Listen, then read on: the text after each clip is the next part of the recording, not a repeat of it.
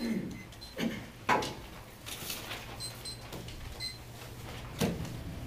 kind of move backwards and start off with your last argument. Why should we look towards dehumanization for any major impacts? Depends what you mean by major impacts. Well, the ones that you're preempting the negative will run.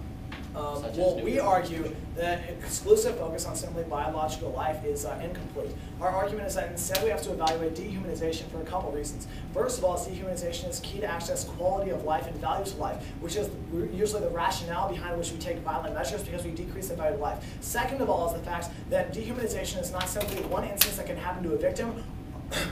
Our Freirian argument is that it's reflexive in that the actual person controlling the person who's dehumanized himself because they're just a part of the actual commodity that's happening, and even the bystanders are also part of it because we actually are dehumanized by not responding to people who are dehumanized.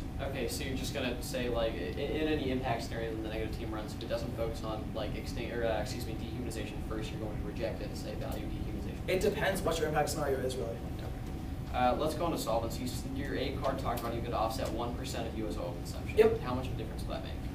That's all we need. All we're arguing is that we just need to change the actual type of petroleum fuel used by the Coast Guard. We don't want to switch to alternative energy as a country. Our argument is only the fact that if we can, by changing to used cooking oil in the Coast Guard, this makes the Coast Guard budget run more efficiently. Right now, Coast Guard budget is being totally jacked up by this type of oil price shocks because they can't distribute money effectively. That kills all operations. Our evidence actually references when cover operations were cut just within the past year due to these oil price shocks. What's the impact on horseshoe crab? What? What's the impact on horseshoe crab? Two impacts for horseshoe crabs. Sub 1A is it magnifies our ecosystem loss scenario because our evidence indicates horseshoe crabs are a keystone species. Sub point B is this vaccines argument. The FDA has explained that the horseshoe crab blood is its gold standard for determining whether vaccines are safe because in the presence of certain types of microbacterial pathogens that exist in unsafe vaccines, it turns blue. And so this blood is crucial to solve vaccines, which we argue is crucial to stopping disease. What incentive are you giving towards subsidies to the Coast Guard? Just subsidies in general?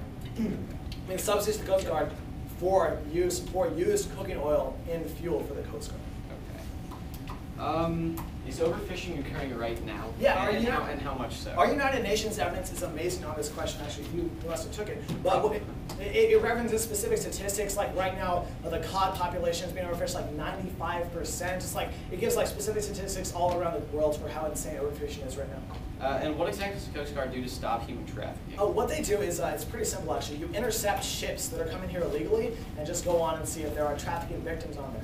And has that been effective in the past, or is it an Yeah, our evidence indicates it has been effective in the past for a couple reasons. One, it has insane ship interceptabilities. Its statistics are shown on the actual overfishing advantage. Subpoint B of why it's been effective in the past is it cooperates with other U.S. agencies to have effective prevention and actually solvency of this human trafficking advantage. Okay.